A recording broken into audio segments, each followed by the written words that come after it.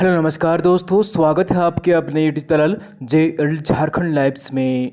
दोस्तों, झारखंड के नए राज्यपाल हाल ही में नियुक्त किए गए हैं और उनका नाम है रमेश बैस और वे झारखंड के 10वें राज्यपाल हैं। तो उन्हीं से संबंधित हम लोग यहाँ पर सारे महत्वपूर्ण फैक्ट्स देखने वाले डिटेल्स में और संबंधित महत्वपूर्ण प्रश्न जो भी हो सकते हैं बन सकते हैं वो भी हम लोग यहाँ पर देखेंगे इस वीडियो में। तो दोस्तों, अगर आप जे झारखंड लाइव चैनल में अगर नए हैं तो सबसे पहले चैनल को जरूर सब्सक्राइब कर लीजिए और साथ ही जो बेल आइकन बना हुआ है उसको प्रेस कर लीजिए ताकि आगे का जो भी अपडेट्स अगर वीडियो आएगी नोटिफिकेशन सबसे पहले आपको यहाँ पर मिल जाया करेगी। तो दोस्तों, चैनल को जरूर सब्सक्राइब कर लीजिए और दोस्तों पीडीएफ के लिए आप हमारे टेलीग्राम ग्रुप ज्वाइन कर लीजिए। वीडियो के नीचे आपको डिस्क्रिप्शन में लिंक मिल जाएगी, आप वहाँ पर क्लिक कर हमारा टेलीग्राम ग्रुप ज्वाइन कर सकते हैं। वहाँ पर आपको पीडीएफ जो है उपलब्ध करा दी जाएगी।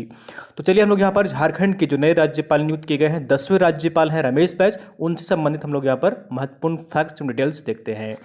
तो सबसे पहले यहाँ पर देख लीजिए, झारखंड के जो स्थापना झारखंड राज्य की हुई थी वो 15 नवंबर 2000 को हुई थी और उनके बाद कौन कौन राज्यपाल नियुक्त किए गए हैं और उनका कार्यकाल क्या रहा है वो सबसे पहले यहाँ पर देख लीजिए। तो सबसे पहले झारखंड के सबसे पहले जो राज्यपाल रहे थे वे प्रभात कुमार रहे थे। इनका जो ड्यूरेशन था यहाँ पर जो वर्किंग पीरियड था उनका ये 15 नवंबर 2000 से लेकर 3 फरवरी 2002 तक रहे थे। दूसरे जो झारखंड के राज्यपाल बने थे विनोद चंद्र पांडे, ठीक है, वीके पांडे भी हम लोग यहाँ पर वीसी पांडे भी बोलते हैं। तो इनका जो कार्यकाल रहा था वो यहाँ पर 4 फरवरी 2002 से लेकर 14 जुलाई 2002 तक रहा था, ठीक है। और तीसरे जो झारखंड के राज्यपाल बने थे वे एम रामा जोइस बने थे और इनका कार्यकाल जो रहा था वो 15 जुलाई 2002 से लेकर 11 जून 2003 तक इनका कार्यकाल रहा था।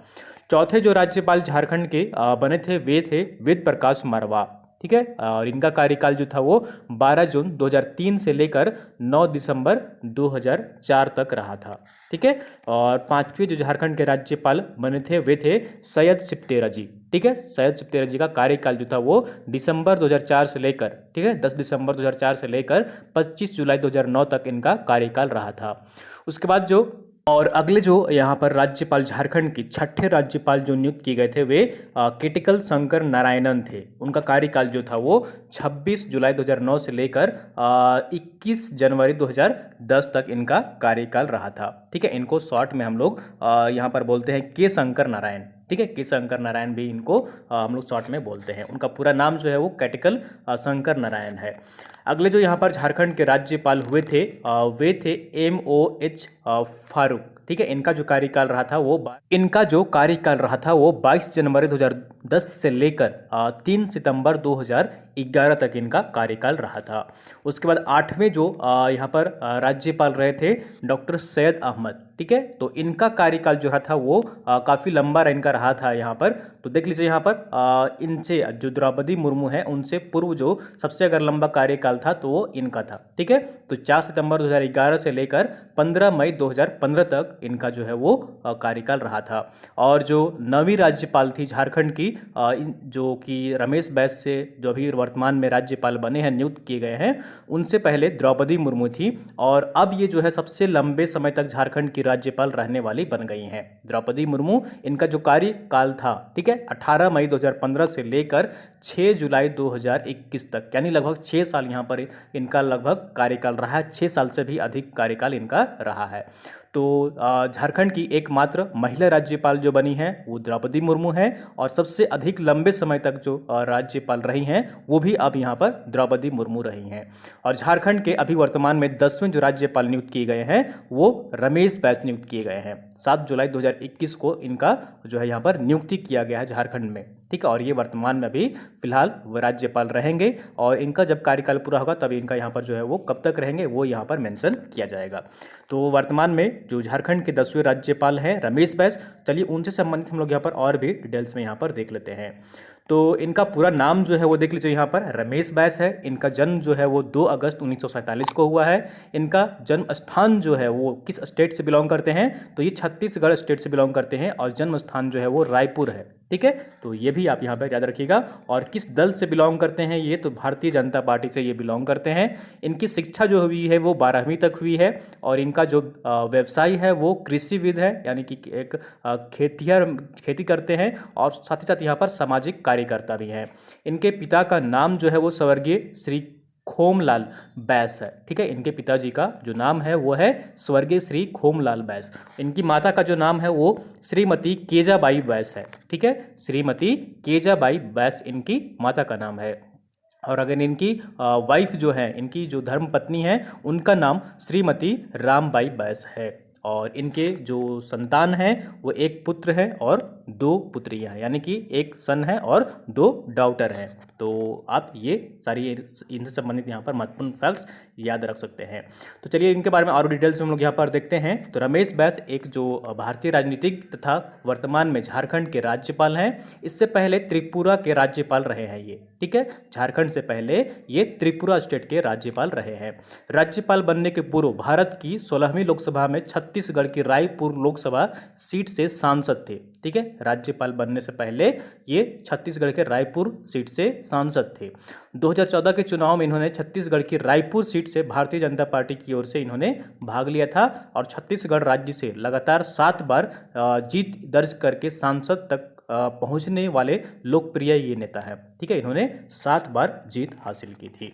तो ये है इनका पिक्चर देख सकते हैं यहाँ पर। ये है रमेश बैस जो कि वर्तमान में झारखंड के राज्यपाल नियुक्त किए गए हैं। तो ये छत्तीसगढ़ के मूल निवासी हैं और लोकसभा सदस्य रहे हैं। छत्तीसगढ़ से लगातार 7 बार ये सांसद बनने का उन्होंने कीर्तिमान स्थापित किया है। 2 अगस्त 1947 को इनका जन्म हुआ है और ये केंद्र सरकार में मंत्री भी रह चुके हैं। ठीक है, यहाँ पर पिक्चर में देख पा रहे हैं। तो यहाँ पर और भी देख लीजिए महत्वपूर्ण फैक्ट। त्रिपुरा के राज्यपाल रमेश बैस झारखंड के नए राज्यपाल नियुक्त किए गए हैं। वर्तमान में राज्यपाल द्रौपदी मुर्मू का ये स्थान ले रहे हैं। ठीक है, जिनका 5 वर्ष का कार्यकाल 17 मई 2020 को ही समाप्त हो गया था। द्रौपदी मुर्मू का जो कार्यकाल था 5 वर्षों का, वो 17 मई 2020 को ही समाप्त हो गया था। लेकिन कोविड-19 था, कोविड का यहाँ पर महामारी चल रही थी, जिसके कारण यहाँ पर उतनी ज़्यादा पोस्टिंग नहीं हुई, ट्रांसफ़र नहीं हुई, तो नई नियुक्ति नहीं हुई। तो ये वर्तमान में राज्यपाल बनी रही झारखंड की राज्यपाल द्रौपदी मुर्मू। तो इसलिए उनका कार्यकाल जो है लगभग 6 साल से भी ज़्यादा उनका कार्यकाल रहा है। राष्ट्रपति रामनाथ कोविंद ने रमेश बैस की नियुक्ति झारखंड के राज्यपाल के पद पर उन्होंने की है। वे झारखंड के राजभवन में राज्यपाल पद की शपथ लिए हैं और बैस झारखंड के कितने नंबर के राज्यपाल होंगे? तो ये 10वें राज्यपाल होंगे। वे 5 वर्ष या राष्ट्रपति की इच्छा पर झारखंड के राज्यपाल बने रहेंगे। तो राष्ट्रपति जो होते हैं राज्यपाल की जो नियुक्ति करते हैं उनका कार्य 5 साल से या फिर अगर राष्ट्रपति चाहें तो 5 साल से अधिक की भी उनका कार्यकाल यहाँ पर रख सकते हैं। ठीक है, तो ये राष्ट्रपति के ऊपर डिपेंड करता है कि राज्यपाल की जो कार्यकाल होगी वो कितनी वर्षों की होगी। ठीक है, कोई लिमिट नहीं है, लेकिन एक कमेटी बनी थी जिसके अनुसार यहाँ पर मेंशन किया गया था कि 5 वर्षों का यहाँ पर जो है कार्यकाल रखा जाए। तो ये माना जाता है कि 5 वर्षों का यहाँ पर कार्यकाल रहता है राज्यपाल का, लेकिन इनका कोई समय सीमा नहीं है। जब तक राष्ट्रपति चाहेंगे तब तक इनका कार्यकाल रह सकता है। रमेश बैस को जुलाई 2019 में त्रिपुरा का राज्यपाल बनाया गया था। ये वर्ष 2019 में त्रिपुरा के राज्यपाल नियुक्त किए गए थे। छत्तीसगढ़ के रायपुर निवासी रमेश बैस रायपुर संसदीय क्षेत्र से लोकसभा सदस्य रहे हैं। उन्होंने लगातार 6 बार लोकसभा पहुंचने का कीर्तिमान बनाया था। सबसे पहले वे वर्ष 1989 में 9वीं लोकसभा के सदस्य चुने गए थे। इसके बाद 11वीं से 15वीं लोकसभा तक लगातार सदस्य निर्वाचित हुए वहां से। ठीक है, एक ही सीट से ये लगातार जीतते रहे हैं। बैस अटल बिहारी वाजपेयी सरकार में भी पर्यावरण व वन राज्य मंत्री रहे हैं। ठीक है, जब वाजपेयी सरकार थी तो उस समय ये पर्यावरण व वन राज्य मंत्री भी रहे हैं। केंद्र में उन्होंने रासायनिक एवं उर्वरक, सूचना एवं प्रसारण, खान, पर्यावरण एवं वन जैसे मंत्रालयों की जिम्मेदारी भी संभाली है। पार्षद के रूप में जो है यहाँ पर इनकी राजनीतिक कैरियर जो है वो शुरुआत हुई थी। तो ये जिस दल से बिलोंग करते थे, भारतीय जनता पार्टी के सक्रिय सदस्य रहे बैस के राजनीतिक करियर की शुरुआत रायपुर नगर निगम के पार्षद के रूप में हुई थी। बाद में ये 1980 में मध्य प्रदेश विधानसभा के सदस्य निर्वाचित हुए। बाद में ये मध्य प्रदेश में भी विधानसभा में सदस्य रहे हैं। इन्हें मध्य प्रदेश भाजपा के प्रदेश उपाध्यक्ष, महामंत्री जैसे महत्वपूर्ण पद संभालने का भी इन्होंने जो है वो इन्हें मौका मिला है। उन्होंने मध्य प्रदेश विधानसभा तथा लोकसभा में कई कमेटियां में भी शामिल होकर अपनी जिम्मेदारियां निर्वहन किया है। खेल और खेती खलिहानी में गहरी इनकी रुचि है। तो रमेश बैस की जो रुचि है वो खेल, खेती खलियानी और बागवानी में है। वे छत्तीसगढ़ आर्चरी ओलंपिक एसोसिएशन के अध्यक्ष भी रह चुके हैं। साथ ही वर्ष 1992 में Madhya Pradesh seeds and farm development corporation के भी अध्यक्ष रह चुके हैं। वुडक्राफ्ट, पेंटिंग तथा इंटीरियर डेकोरेशन में भी उनका रुचि है।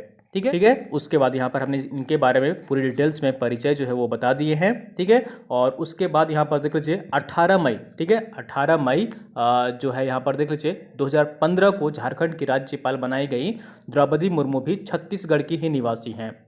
झारखंड की पहली महिला राज्यपाल बनने का जो गौरव प्राप्त हुआ है वो द्रौपदी मुर्मू को हासिल हुआ है। द्रौपदी मुर्मू उड़ीसा विधानसभा में रायरंगपुर से विधायक भी रही हैं। इससे पूर्व राज्यपाल बनने से पूर्व उड़ीसा के विधानसभा रायरंगपुर से विधायक रही हैं और राज्य सरकार में वह मंत्री भी रही हैं उड़ीसा में। ठीक है। जबकि इनका जो मूल निवास स्थान है वो छत्तीसगढ़ स्टेट है।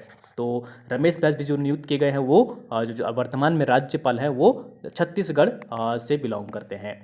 तो यहाँ पर देख लीजिए राजनीतिक इनका कार्यकाल क्या क्या रहा है। तो वर्ष 2014 में रमेश बैस रायपुर से लोकसभा के लिए जो है वो दोबारा चुने गए थे।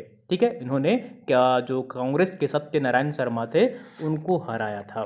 तो ये इनका जब कब यहाँ पर जो है वो देख सकते हैं कि कब ये इलेक्शन लड़े हैं और इनका राजनीतिक सफर क्या रहा है, तो वो यहाँ पर हमने मेंशन कर दिया है। पीडीएफ जब आप लीजिएगा तो आप वहाँ पर डिटेल्स में देख सकते हैं इनका जो हर वर्ष यहाँ पर क्या किस पद पर रहे हैं वो यहाँ पर हमने मेंशन कर दिया है।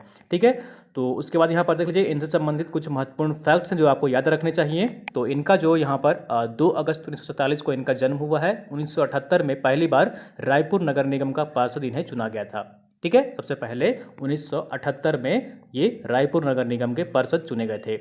रमेश बैस 1980 से 1984 तक अविभाजित मध्य प्रदेश के विधानसभा सदस्य भी रहे हैं। 80 से 84 के बीच में मध्य प्रदेश एमपी के विधानसभा सदस्य भी रहे हैं, विधायक के पद पर भी रहे हैं। 1982 से लेकर 1982 से लेकर 1988 तक रमेश बैस मध्य प्रदेश के प्रदेश मंत्री के पद पर भी कार्यरत रहे हैं। 1989 में रमेश बैस ने पहली बार 9वां लोकसभा चुनाव लड़ा और चुनाव जीतकर सांसद बने थे ये।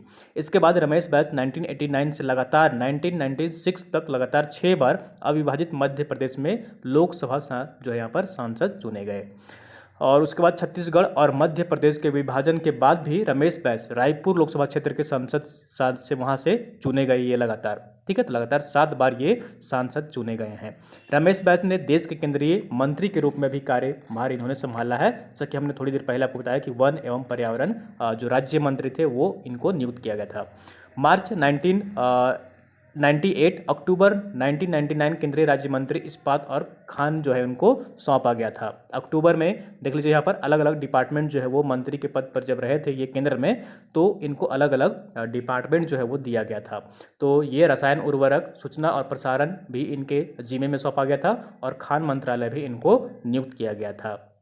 ठीक है। पर्यावरण और वन मंत्रालय भी इनको 2004 में जो है सौंपा गया था। छत्तीसगढ़ के मध्य प्रदेश से अलग होने के बाद यहाँ पर 4 लोकसभा चुनाव संपन्न हुए जिसमें 3 बार रमेश बैस ने रायपुर लोकसभा सीट्स पर जीत हासिल की। वर्ष 2019 में हुए लोकसभा चुनाव में जो है यहाँ पर इनको टिकट नहीं दिया गया था और इनके स्थान पर किन्हीं और को टिकट दिया गया था। तो ये इसलिए वे चुनाव नहीं लड़े और उनके बाद अब यहाँ पर जो है 2019 में चुनाव नहीं लड़ने के कारण अब यहाँ पर जो है वो उन्हें राज्यपाल नियुक्त किया गया था त्रिपुरा का, और उसके बाद अब यहाँ पर झारखंड का राज्यपाल नियुक्त किया गया है। तो चलिए हम लोग यहाँ पर जेपीएससी एग्जाम है तो कुछ महत्वपूर्ण प्रश्न राज्यपाल से बन सकते हैं वो भी हम लोग यहाँ पर चलिए देखते हैं एक एक करके।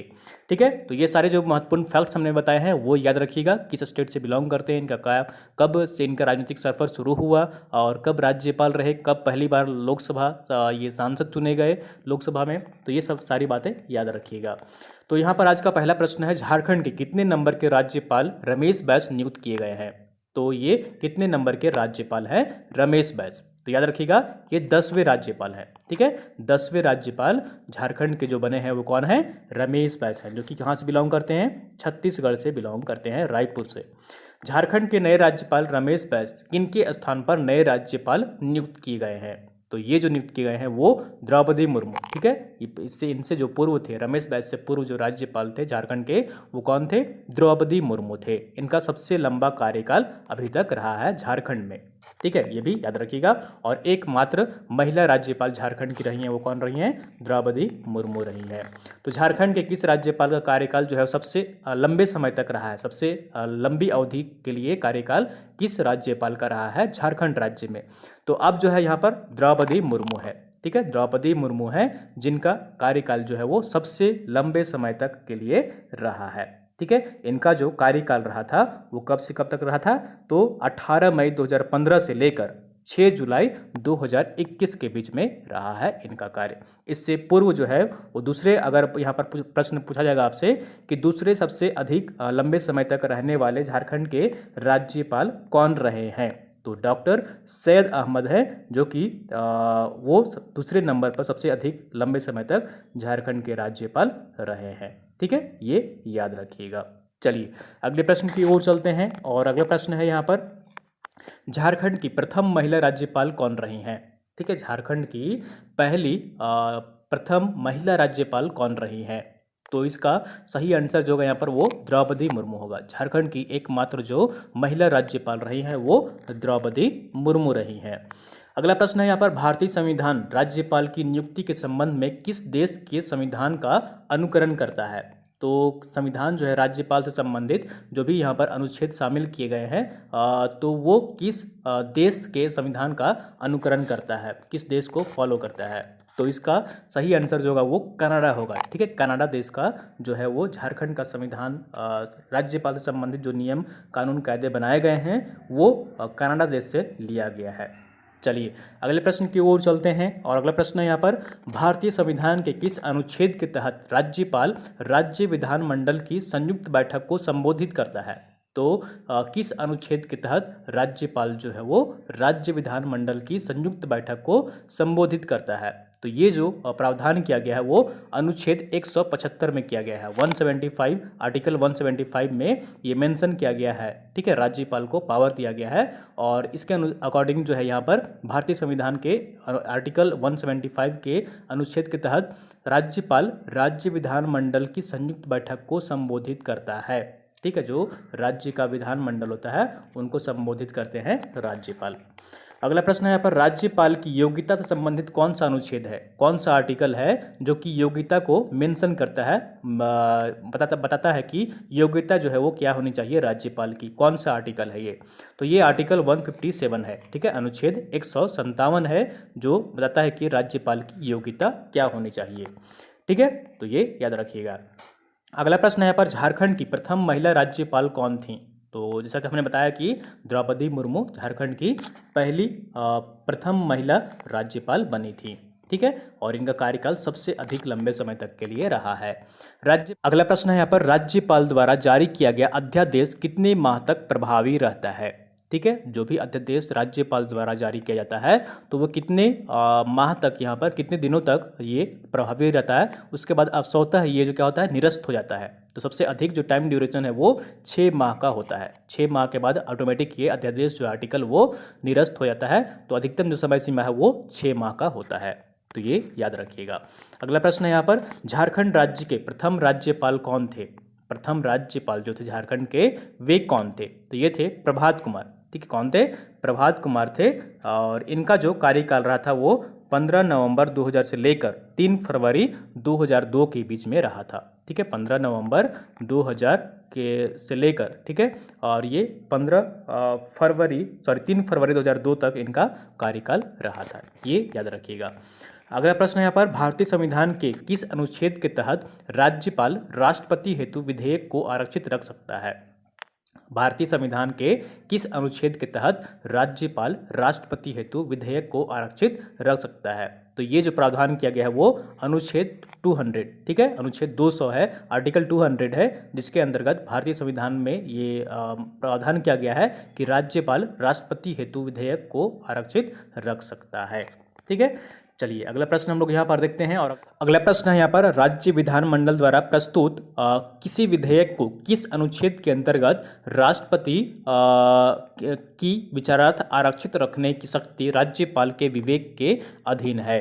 तो इसका सही आंसर जो होगा यहाँ पर वो अनुच्छेद 200 होगा। आर्टिकल 200 के अंतर्गत कुछ जो शक्तियाँ हैं वो राज्यपाल को दी गई हैं। ठीक है, तो यहाँ पर देख लीजिए अनुच्छेद 200 के अंतर्गत यहाँ पर प्रावधान किया गया है कि किसी भी विधेयक को आर्टिकल 200 के अंतर्गत राष्ट्रपति की विचारार्थ आरक्षित रखने की शक्ति जो है वो राज्यपाल के पास है। ठीक है, तो राज्यपाल के पास, राष्ट्रपति के पास भेजना है या नहीं भेजना है, ये पावर जो दिया गया है वो आर्टिकल 200 के अंतर्गत दिया गया है। अगला प्रश्न है यहाँ पर, संविधान के किस अनुच्छेद के अंतर्गत राज्यपाल राज्य का बजट अपनी देखरेख में तैयार करवाता है? तो ऐसा कौन सा अनुच्छेद में, किस आर्टिकल में यहाँ पर जो है वो प्रावधान किया गया है कि राज्यपाल जो होते हैं वो राज्य का बजट अपनी देख रेख में तैयार करवाते हैं? तो ये जो प्रावधान किया गया है वो अनुच्छेद 202 में किया गया है। किस अनुच्छेद में? अनुच्छेद 202 में किया गया है यह प्रावधान कि जो स्टेट का जो बजट बनता है वो अपनी देख रेख में राज्यपाल करवाते हैं।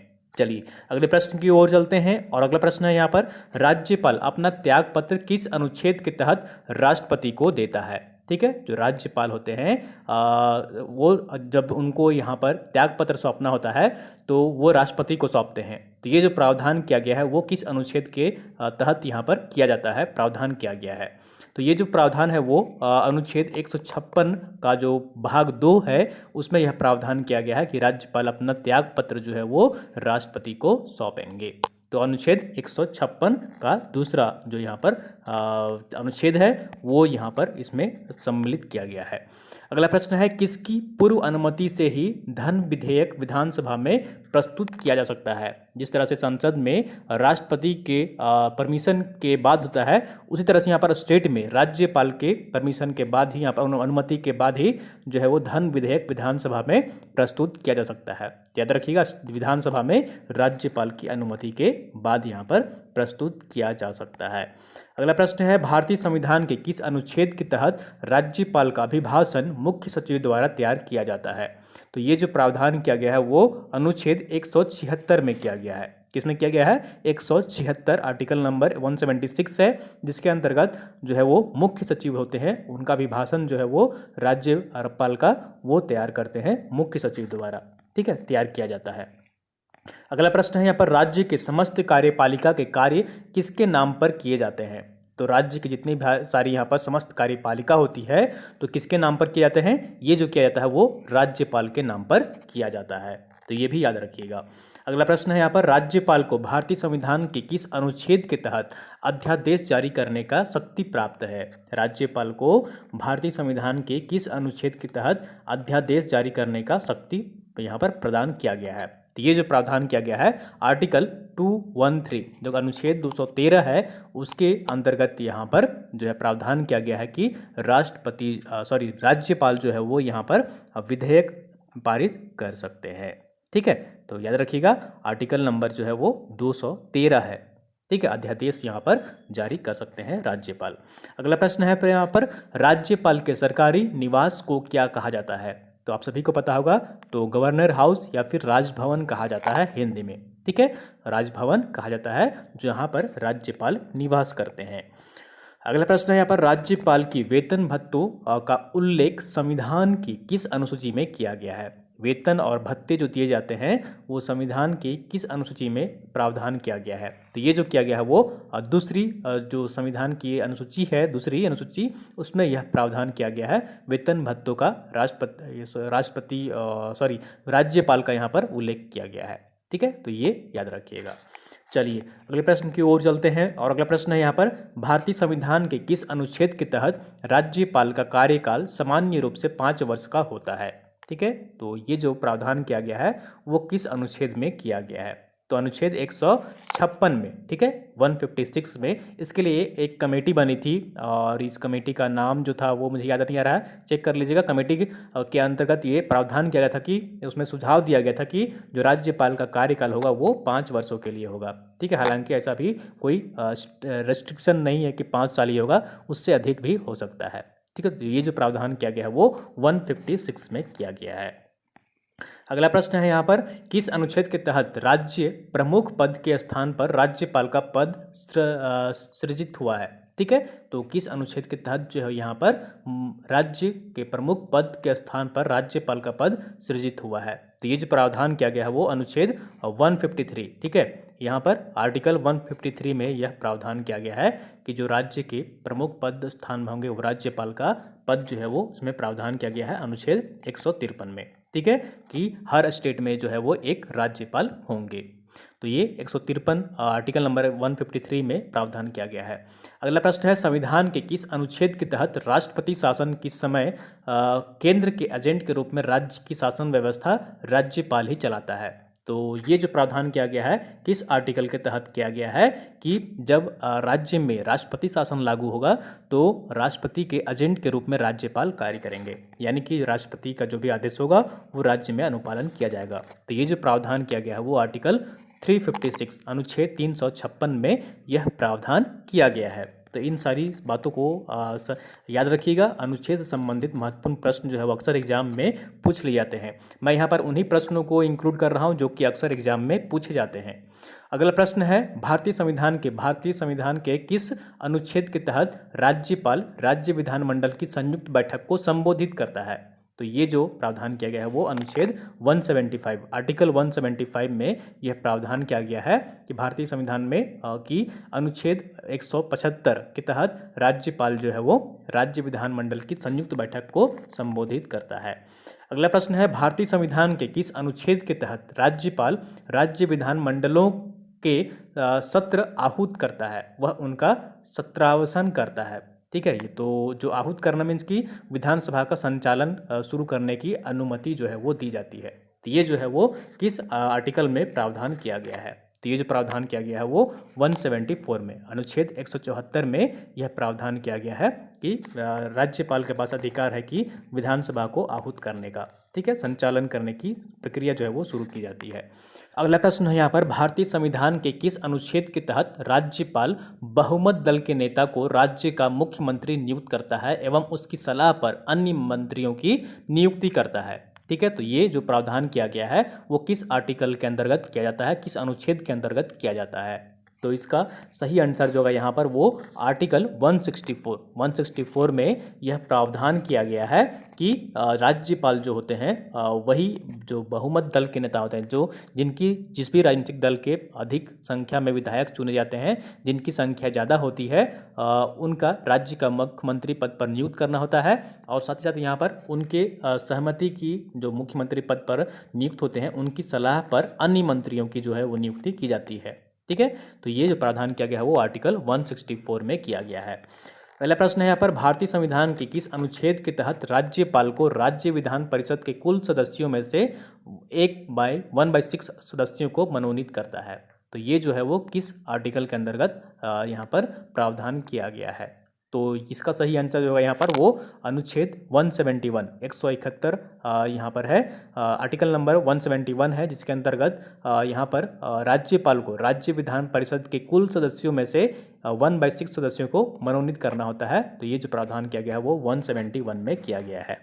ठीक है, अगला प्रश्न है यहाँ पर, संविधान के किस अनुच्छेद के तहत राज्यपाल को शपथ उस राज्य के उच्च न्यायालय के मुख्य न्यायाधीश द्वारा दिलाई जाती है? तो ये जो प्रावधान किया गया है वो आर्टिकल नंबर 159 अनुच्छेद 159 में यह प्रावधान किया गया है कि राज्यपाल को जो शपथ दिलाएंगे वो कौन दिलाएंगे?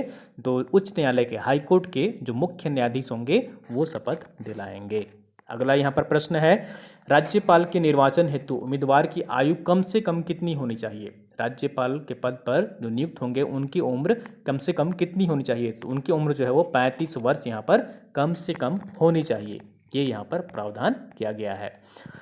और अगला है यहाँ पर प्रश्न, राज्य की योग्यता से संबंधित राज्यपाल की योग्यता से संबंधित कौन सा अनुच्छेद है? तो योग्यता जो होती है उसमें उम्र होता है, शिक्षा होता है, ये सब जो सारी बातें हैं तो वो आर्टिकल नंबर 157 में मेंशन किया गया है। ठीक है, राज्यपाल की योग्यता से संबंधित। अगला प्रश्न है यहाँ पर, भारतीय संविधान के किस अनुच्छेद के तहत राज्यपाल का कार्यकाल समान रूप से 5 वर्ष का होता है? तो किस आर्टिकल के अंतर्गत? तो ये जो है वो 156 में प्रावधान किया गया है, जैसा कि हमने थोड़ी देर पहले आपको यहाँ पर बताया है। अगला प्रश्न है, किस अनुच्छेद के तहत राष्ट्रपति राज्यपाल की नियुक्ति करता है?